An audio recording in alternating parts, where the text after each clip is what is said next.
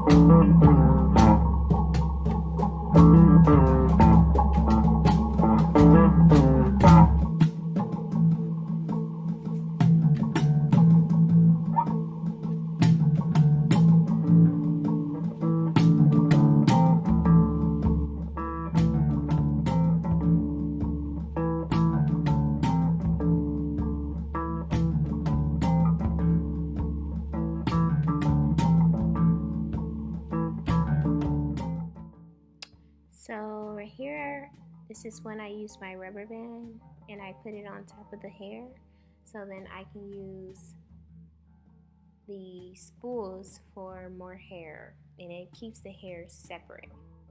So this is a good idea. And if you all can stay tuned for the second part of my video, I will link it down below. Please don't forget to like, comment, and subscribe. And if you all have any questions, please comment down below and I will be happy to answer them.